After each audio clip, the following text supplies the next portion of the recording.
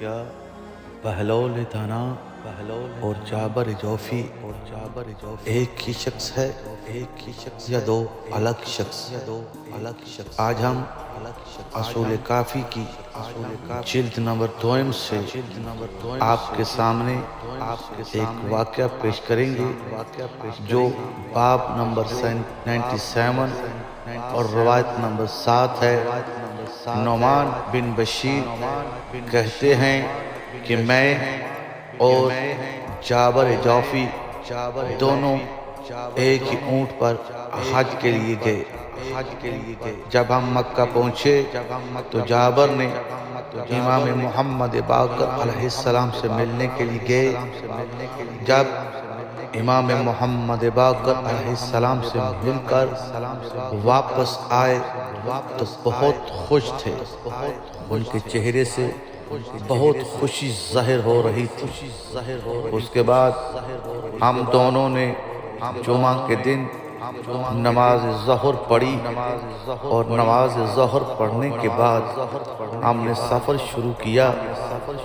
تو راستے میں ایک بہت لمبے قد والا شخص ایک خط جو امام محمد باقر علیہ السلام کی طرف سے لے کے جابر کے پاس آیا۔ جابر نے وہ خط لیا اور کہا کہ یہ خط تم نے کب لیا؟ اس نے کہا میں ابھی یہ خط لے کے آ رہا ہوں۔ جابر نے کہا کیا نماز سے پہلے یا نماز کے بعد؟ تو اس نے کہا نماز کے بعد۔ کہا ٹھیک ہے۔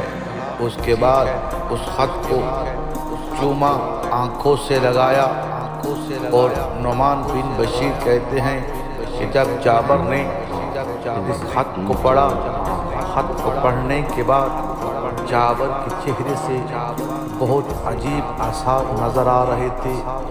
اس کے چہرے سے وہ خوشی کا منظر گم ہو گیا تھا۔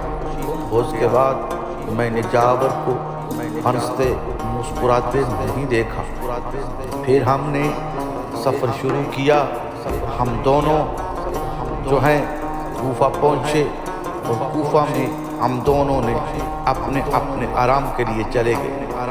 جب صبح ہوئی تو میں جابر سے ملنے کے لیے اس کے پاس آیا تو کیا دیکھتا ہوں کہ جابر کے گلے میں ایک تھیلا ہے اور لکڑی کے گھوڑے پر سوار ہے، اور اس کے پاس کوفے کے بچے اور بڑے موجود ہیں اور کھیل رہے ہیں۔ میں نے جابر سے دور سے اب دیکھا، اس سے کوئی کلام نہ کیا۔